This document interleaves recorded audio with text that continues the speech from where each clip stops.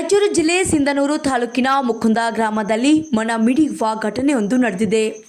ಹೌದು, ತುಂಗಭದ್ರಾ ನದಿಯ ನಡುಗಡ್ಡೆಯಲ್ಲಿರುವ ಸಾರ್ವಜನಿಕ ಸ್ಮಶಾನಕ್ಕೆ ಗ್ರಾಮದ ವೃದ್ಧೆಯೊಬ್ಬರ ಶವವನ್ನು ಎದೆಯ ಎತ್ತರದ ನೀರಿನಲ್ಲಿ ಹೊತ್ತೊಯ್ದ ದೃಶ್ಯ ನಡುಕವನ್ನು ಹುಟ್ಟಿಸಿದೆ. ಜಲಾಶಯದ ಹೆಚ್ಚುವರಿ ನೀರು ನದಿಗೆ ಹರಿಬಿಟ್ರೆ ಸ್ಮಶಾನವನ್ನು ತಲುಪಲು ಎಂಟೆದೆಬೇಕು. ಕುಟುಂಬದ ಸದಸ್ಯರು ಶವವನ್ನು ಹೊತ್ತು ನದಿಯಲ್ಲಿ ಸಾಗಿದ್ರೆ ಶವ ಸಂಸ್ಕಾರವನ್ನು ನೆರವೇರಿಸಲು ಬಂದಿದ್ದ ಮಹಿಳೆಯರನ್ನ ಜನರು ಹರಿಗೋಲ್ನಲ್ಲಿ ಕರೆದೊಯ್ಯುತ್ತಾರೆ. ಇನ್ನು ಪುರುಷರ ವಿಚಾರಕ್ಕೆ ಬಂದರೆ ಪುರುಷರು ನದಿ ನೀರಿನಲ್ಲಿ ಈಜಾಡಿ ಸ್ಮಶಾನವನ್ನು ತಲುಪುತ್ತಾರೆ. ನದಿ ನೀರಿನ ಪ್ರಮಾಣ ದಿಢೀರಾಗೆ ಹೆಚ್ಚಾದರೆ ಎಲ್ಲರೂ ಮುಳುಗುವ ಅಪಾಯ ಕಟ್ಟಿಟ್ಟ ಬುತ್ತಿ.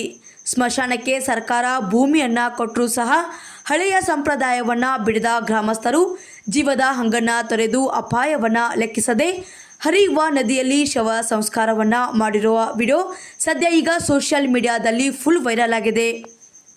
ವರದಿಗಾರರು Veerangouda Garaldinni, Indian public TV Kannada, Vijayapura.